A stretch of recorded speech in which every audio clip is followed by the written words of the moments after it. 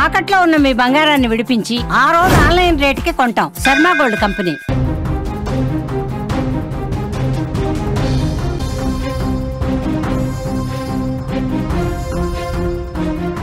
దొరికింది 3 శవాలు మాత్రమే. కానీ ఆ శవాలను పాతుతుంటే చూశామని చెబుతున్న సాక్షులు మాత్రం 7కు చేరారు. 50 ఏళ్ల భీమన్న అనే ఒక సాక్షితో మొదలైన ధర్మస్థల శవాల వేట కథ ఇప్పుడు కొత్త మలుపు తిరుగుతోంది. తాజాగా ఒక మహిళ 7వ సాక్షిగా తెరపైకొచ్చింది.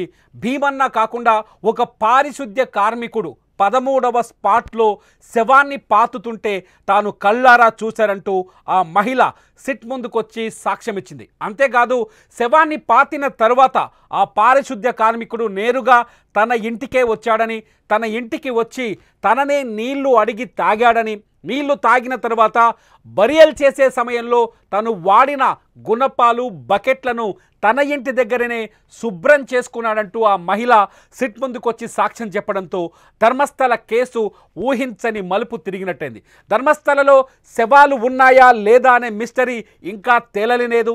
ఇప్పటి వరకు కేవలం 3 చోట్ల మాత్రమే 2 చోట్ల 3 అస్థిపంజరాలను మాత్రమే కనిపెట్టారు. ఒకటి స్పాట్ నెంబర్ 6, ఇక్కడ 2 పుర్రెలు అలాగే 30 ఎముకలు దొరికాయి. అట్లాగే స్పాట్ నెంబర్ 11 దగ్గర 11ఏగా కొత్త స్పాట్ని గుర్తించారు. బంగ్లాగడ్డ గుట్ట అంటారు దాన్ని. బంగ్లాగడ్డ గుట్ట లోపల ఒక శవాన్ని గుర్తించారు. అది మహిళ శవంగా ఐడెంటిఫై చేశారు. ఆ శవానికి సంబంధించిన చీర చెప్పులను కూడా స్వాధీనం చేసుకున్నారు. ఈ 2 చోట్ల 3 శవాలు 30 ఎముకలు తప్ప ఇంతవరకు ధర్మస్థలంలో ఎటువంటి శవం బయట పడలేదు, దొరకలేదు. ఇవన్నీ పక్కన పెడితే 13వ స్పాట్లో తవ్వకాలు జరగలేదు. వరుసగా 12 స్పాట్లను తవ్విన తర్వాత ఆగస్టు 8వ తేదీన 13వ స్పాట్ని తవ్వాల్సిన అవసరం ఏర్పడింది. కానీ 13వ స్పాట్ దగ్గరికి రాగానే ఎవరైతే కంప్లైంటర్ ఎవరైతే ఉన్నారో భీమన్న సాక్షి ఎవరైతే ఉన్నారో తను మాట మార్చాడు. అక్కడ శవాలు లేవు. 13వ స్పాట్ పైన తవ్వకానికి కొన్ని సాంకేతిక సమస్యలు కూడా అడ్డొచ్చాయి. అయితే 13వ స్పాట్ని తవ్వే ముందు కొంత టెక్నికల్ సపోర్ట్ తీసుకోవాలనుకున్నారు. టెక్నికల్ సపోర్ట్కు రాకపోవడంతో కొత్త స్పాట్ వైపు తమ దృష్టిని మళ్లించారు. కొత్త స్పాట్లో ఇప్పటి వరకు అంటే మొత్తం 16 స్పాట్లు గుర్తించినట్లయింది. ఈ మిగతా స్పాట్లు ఎక్కడున్నాయని ఒక్కసారి చూస్తే ధర్మస్థలకి ప్రారంభంలో ఉన్న ధర్మస్థల గేట్కి మెయిన్ గేట్కి దగ్గరలో ఉన్న బాహుబలి కొండల పైకి తీసుకెళ్లాడు. ఇది మెయిన్ రోడ్డుకి దాదాపు 1/2 కిలోమీటర్ లోపల ఉంటుంది. దాని బొలియార్ ఏరియా అంటారు, బొలియార్ ఫారెస్ట్ అంటారు. బొలియార్ అడవిలో ఒక 1/2 కిలోమీటర్ లోపలికి తీసుకెళ్లారు. నిన్న శనివారం సాయంత్రం వరకు తవ్వకాలు జరిగాయి. కానీ ఒక్క అస్థిపంజరం కూడా దొరకలేదు. భీమన్న చెప్తున్న మాటల్లో వాస్తవికత ఉందా? నిజంగా తను ఎవరినైనా దోషిగా నిరూపించే ప్రయత్నం చేస్తున్నారా? లేని హత్యలు జరిగినట్టుగా చూపించి అక్కడున్న కొందరు ప్రముఖుల పేరుని నాశనం చేసే ప్రయత్నం చేస్తున్నాడనే చర్చ ఇప్పుడు దేశవ్యాప్తంగా జరుగుతుంది. ఎందుకంటే ధర్మస్థల ఆస్థానం అనేది చాలా పరమ పవిత్రమైనది. దాదాపు మహాశివుడు పూజలు అందుకుంటున్నాడు. మంజునాథ స్వామి క్షేత్రంగా పరమ పవిత్రమైన క్షేత్రంగా గుర్తింపు ఉంది. సౌత్ ఇండియా నుంచే కాకుండా దక్షిణ నార్త్ అంటే ఉత్తర భారతదేశం నుంచి కూడా భారీ ఎత్తున ఇక్కడికి భక్తులు వస్తుంటారు. అటువంటి ధర్మస్థల ఇప్పుడు ఈ భీమన్న ఆరోపణలతో ఒక్కసారిగా శవాల దిబ్బగా మారిపోయింది. అక్కడ వందలాది శవాలు పాతిపెట్టారు. వందలాది మహిళల్ని అత్యంత దారుణంగా చంపి నా చేతనే పాతిపెట్టించారంటూ ఆయన ఇచ్చిన స్టేట్మెంట్స్తో ఒక్కసారిగా ధర్మస్థలకి విజిట్ చేసే భక్తుల సంఖ్య కూడా తగ్గిపోయింది. వారాంతంలో దాదాపు 60,000 వరకు భక్తులు అక్కడికి వచ్చేవారు, మంజునాథ స్వామిని దర్శించుకునేవాళ్ళు. కానీ ఇప్పుడు కనీసం 2,000 మంది భక్తులు కూడా అక్కడికి రాని పరిస్థితి ఏర్పడింది. దీంతోపాటు ఎవరైతే దేవస్థానానికి సంబంధించిన మేనేజ్మెంట్ కమిటీ ఉందో అతను వీరేంద్ర హెగ్డే, ఆ వీరేంద్ర హెగ్డే పైన నేరుగా అక్కడున్న కొందరు వ్యక్తులు ఆరోపణలు చేస్తున్నారు.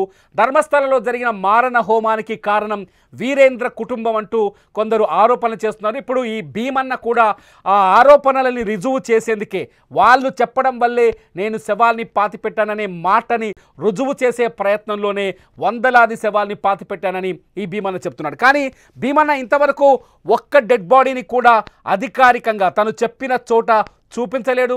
మొదటి నుంచి నేత్రావతి నది ఒడ్డున 8 చోట్ల తవ్వకాలు జరిపితే కేవలం 6th ప్లేస్ 6వ స్పేస్లో మాత్రమే 2 పుర్రెలు కొన్ని ఎముకలు దొరికాయి. అందులో ఆ ఎముకలు పుర్రెలపైన కూడా ఇంకా ఫోరెన్సిక్ రిపోర్ట్ రావాలి. ప్రాథమికంగా మహిళల ఎముకలని కొంత ప్రచారం జరిగింది, కానీ అధికారికంగా ఎటువంటి ధృవీకరణ జరగలేదు. ఇకపోతే 11వ స్పాట్ వరకు వచ్చేసరికి స్పాట్ని మార్చేశాడు భీమన్న. స్పాట్ని మార్చి అక్కడున్న బంగ్లా గుట్ట పైకి సిట్ని తీసుకెళ్లాడు. ఆ గుట్ట పైన ఒక చోట తవ్వకం జరిగితే అక్కడ ఒక చీర, చెప్పులు, కొన్ని ఎముకలు దొరికాయి. ఆ ఎముకలు కూడా ఒక పురుష శవానికి సంబంధించినవని కొన్ని రిపోర్ట్స్ తెరపైకి వచ్చాయి. అయితే అందులో కూడా ఆ హత్యలు 10 ఏళ్ల క్రితం జరిగిన హత్య కాదది, 2-3 ఏళ్ల క్రితం జరిగిన హత్య అని కూడా ప్రాథమికంగా ఆ విచారణకు వచ్చిన ఫోరెన్సిక్ అధికారులు తేల్చారు.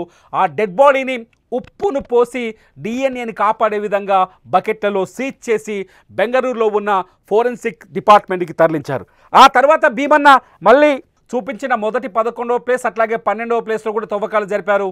అక్కడ కూడా ఎటువంటి డెడ్ బాడీ దొరకలేదు. ఇక 13వ స్పాట్కి వచ్చేసరికి కొంత టెక్నికల్ సపోర్ట్ అవసరమైంది సిట్కి. ఎందుకంటే 13వ స్పాట్లో కనీసం 10 అడుగుల లోతుకు అలాగే 20 అడుగుల వెడల్పుతో తవ్వకాలు జరపాల్సిన అవసరం ఏర్పడింది. ఈ 13వ స్పాట్ నేత్రావతి నది స్నానాల ఘాట్కి ఆనుకొని ఉంటుంది. స్నానాల ఘాట్కి అది ఒక ఆనకట్ట మాదిరిగా ఉంటుంది. అక్కడ తవ్వకాలు జరిపితే నదిలో ఉధృతంగా, ఇది వర్షాకాలం కావడంతో నీరు ఉధృతంగా ప్రవహిస్తోంది.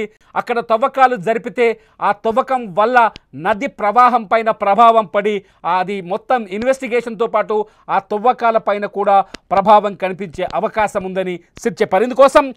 దీనికోసం సిట్ ఒక కొత్త ఆలోచన చేసింది. ఈ ఆలోచన ఏంటంటే గ్రౌండ్ పెనిట్రేటింగ్ రాడార్. మీరు స్క్రీన్లో చూస్తున్నారు కట్టసి వీడియో ఒకటి. గ్రౌండ్ పెనిట్రేటింగ్ రాడార్ ద్వారా, ఈ రాడార్ సహాయంతో కొంత ముందుగానే ఎటువంటి తవ్వకం జరగకుండానే ఈ రాడార్ సహాయంతో భూమి లోపల అస్థిపంజరాలు ఉన్నాయా లేదా అని గుర్తించే ఒక ప్రక్రియని చేపట్టాలని, పెనిట్రేటింగ్ రాడార్ సహాయం తీసుకోవాలని సిట్ భావిస్తుంది. ఎందుకంటే 13వ స్పాట్లో ఒకవేళ తవ్వకం జరిగితే నీరు ఊటగా ఊరే అవకాశం ఉంది. అక్కడ నది ఏదైతే కర్రకట్ట మాదిరిగా ఉందో ఆ కర్రకట్ట తెగిపోయే ప్రమాదం ఉంది.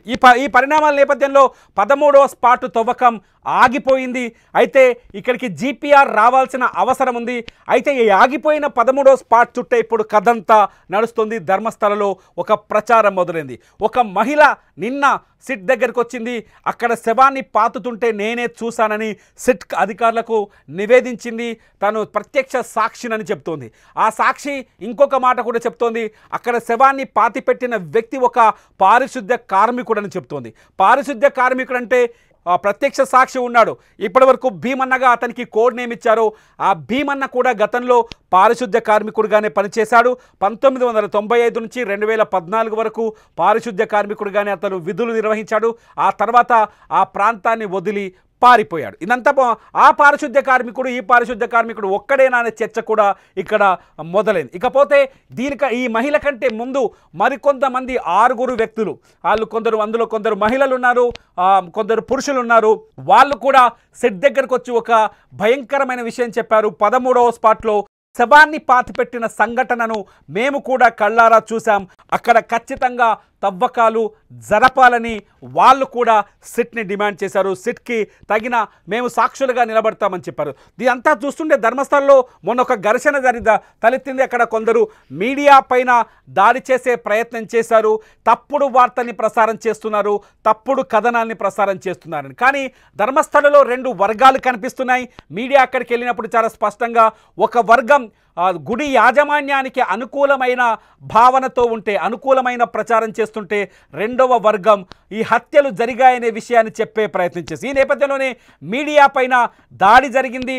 ముఖ్యంగా యూట్యూబ్ ఛానళ్ల పైన అక్కడ ధర్మస్థలలో ఉన్న విషయాలని ఎప్పటికప్పుడు తమ ఛానళ్లలో వీడియోలు చేసి పెడుతున్న కొందరు యూట్యూబర్లను టార్గెట్ చేసి మరి కొట్టారు.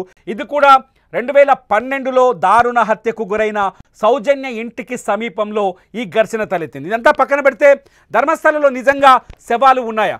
ఈ 17 మంది సాక్షులు ఇప్పటివరకు దొరికింది 3 శవాలు మాత్రమే. 100కు పైగా శవాన్ని పాతిపెట్టానని చెప్తున్నాడు భీమన్న. 10 ఏళ్లలో తాను 11 ఏళ్ళు మాత్రమే ధర్మస్థలంలో లేడు, మిగతా ప్రాంతమంతా అతనికి బాగా తెలిసిందే. తను పాతిపెట్టిన స్పాట్లని 1 కాదు 2 కాదు దాదాపు 30 స్పాట్లను ఇప్పటికీ సిట్ అధికారులకు చూపించాడు. అందులో 13 చోట్ల తవ్వకాలు జరిగాయి. వాళ్ళు గుర్తించిన 13వ స్పాట్లో ఇప్పుడు రాడార్తో సెర్చ్ చేయాల్సిన అవసరం ఏర్పడింది. అయినా కూడా అక్కడ ఒక్క అస్థిపంజరం కూడా అధికారికంగా దొరకలేదు. ఒక్క అస్థిపంజరాన్ని కూడా అధికారులు గుర్తించలేదు. 13వ స్పాట్లో రాడార్ సహాయం తీసుకున్న డెడ్ బాడీస్ దొరుకుతాయా దొరకదా అనే టెన్షన్ ఒకటి కొనసాగుతోంది. భీమన్న చెప్పిన మాటల్లో వాస్తవికత ఉందా లేకపోతే అబద్ధాలు చెబుతూ మొత్తం ప్రపంచం దృష్టిని తన వైపు తిప్పుకునే ప్రయత్నం చేస్తున్నాడా? ఎందుకంటే ధర్మస్థల శవాల కథ అంతర్జాతీయంగా చర్చ జరుగుతోంది. అంతర్జాతీయ పత్రికలు కూడా వీటిపైన కథనాలు రాస్తున్నాయి. BBC లాంటి సంస్థ అక్కడ కొందరు సాక్షులను ప్రశ్నించింది. వాళ్ళు కూడా ఇక్కడ శవాల్ని పాతిపెట్టడం సహజమే అనే విషయాన్ని చెప్పిన సంఘటన మన కళ్ళ ముందు కనిపిస్తుంది. ఇటువంటి నేపథ్యంలో కొన్ని చోట్ల శవాలు దొరకడం, కేవలం 3 శవాలే దొరకడం, కొన్ని ఎముకలు దొరకడం, 13 చోట్ల తవ్వకాలు జరగడం, సిటీ కేసుని ఇంకా ముందుకు తీసుకెళ్లడం, భీమన్న మాటలపైన ఇంకా నమ్మకంతో ముందుకెళ్లడం, ఇవన్నీ చూస్తుంటే ధర్మస్థల కేసు రోజుకింత మిస్టరీగా మారుతుంది తప్ప అక్కడ మిస్టరీ వీడుతున్న సందర్భం అయితే కనిపించట్లేదు. ఒకసారి చూడాలి, 13వ స్పాట్లో తవ్వకాన్ని జరిపే ముందు రాడార్తో టెస్టులు చేసే అవకాశం ఉంది. కాబట్టి సాక్షులు కూడా ఇప్పుడు ఎవరైతే సిట్ దగ్గరకు వచ్చిన సాక్షులు ఉన్నారో వాళ్ళు 7 మంది సాక్షులు ఉన్నారు. 7 మంది సాక్షులు కూడా ఈ 13వ స్పాట్ గురించే చెప్తున్నారు. కాబట్టి ఇక్కడ డెడ్ బాడీ దొరుకుతుందా లేదా అన్నది అతిపెద్ద ప్రశ్నగా మారుతోంది.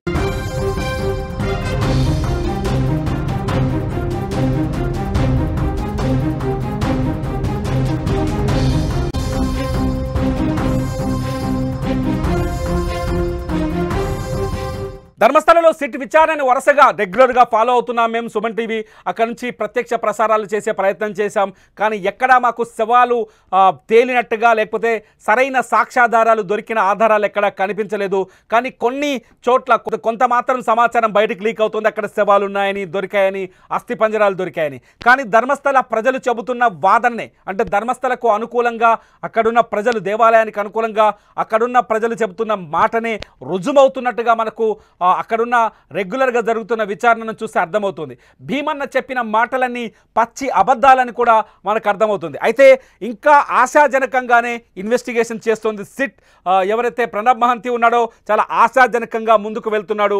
అతను చెప్పిన అన్ని చోట్ల తవ్వకాలు జరిపిన తర్వాతే తుది నిర్ణయం తీసుకుంటానని చెప్తున్నారు. సిట్ విచారణ కొనసాగిస్తోంది. సిట్ విచారణ ముందుకు వెళ్తోంది. సాక్షుల సంఖ్య 7కు పెరిగింది. తాజాగా ఒక మహిళ వచ్చి నేను శవాన్ని పాతుతుంటే చూశాను, పారిశుద్ధ్య కార్మికుడు, అతను మా ఇంటికి వచ్చి నన్నే అడిగి నీళ్ళు అడిగాడు. నీళ్లు తాగిన తర్వాత తను తవ్విన బకెట్ కానీ లేకపోతే శవాన్ని పాతిపెట్టేందుకు వాడిన గుణపం కానీ మా ఇంటి దగ్గరే కడుక్కున్నాడు, మా ఇంట్లో బకెట్ నీళ్ళతోటి అని చెప్పేసి ఆ మహిళ తను ప్రత్యక్షంగా చూసినట్టుగా చెప్తోంది. ఈ సాక్షుల మాటలు వింటుంటే ఏదో జరిగిందనిపిస్తోంది. అక్కడున్న ప్రజల మాటలు వింటుంటే, సిట్ విచారణ జరుగుతుంటే, పరిశీలిస్తుంటే, ఫాలో అవుతుంటే అక్కడ ఏమీ జరగలేదు, ఎటువంటి హత్య జరగలేదు అనిపిస్తుంది. మీరేమనుకుంటున్నారు? నిజంగా ధర్మస్థల శవాల కథ ఒక అభూత కల్పన అని భావిస్తున్నారా లేకపోతే అక్కడ హత్యలు జరిగే ఉంటాయని మీరు భావిస్తున్నారా? మీ అభిప్రాయం ఏంటనేది ఈ వీడియో కింద రాయండి. ఎందుకంటే ధర్మస్థలలో నిజాలు నిగ్గు తేలాల్సిన అవసరం ఉంది. అది హిందువులకు సంబంధించిన ఒక సెంటిమెంట్ ప్రాంతం. ఆ హైందవులు ఎంతో పవిత్రంగా భావించే మంజునాథుడు కొలువైన ఆ ప్రాంతంలో ఇటువంటి విచారణ, ఇటువంటి ఆరోపణలపైన మీ అభిప్రాయం ఏంటనేది ఈ వీడియో కింద రాయండి. ఈ వీడియో కింద మీ అభిప్రాయాలు రాయడం ద్వారా ధర్మస్థలలో నిజంగా నిజాలు వెలికి తీసేందుకు మీ కామెంట్స్ ద్వారా మద్దతు వస్తుంది. ఈ వీడియో చూసిన ప్రతి ఒక్కరూ ధర్మస్థల పైన తమ ఒపీనియన్ని, ధర్మస్థల కేసు పైన తన ఒపీనియన్ రాయటం వల్ల ధర్మస్థల పైన జరుగుతున్న విచారణ పైన నిజాల్ని వేగంగా వెలికి తీసేందుకు ఉపయోగపడుతుంది. మీరేమనుకుంటున్నారు? నిజంగానే ధర్మస్థలలో శవాలు దొరుకుతాయనుకుంటున్నారా లేకపోతే ధర్మస్థలలో ఈ శవాలు పాతి పెట్టామన్న ఆరోపణలన్నీ పచ్చి అవాస్తవాలనుకుంటున్నారా? మీరేమనుకుంటున్నారు అనేది ఈ వీడియో కింద టైప్ చేయండి. చూస్తూనే ఉండండి లైవ్ అప్డేట్స్ కోసం సుమన్ టీవీ డిజిటల్ లైవ్, అట్లాగే సుమన్ టీవీ లైవ్.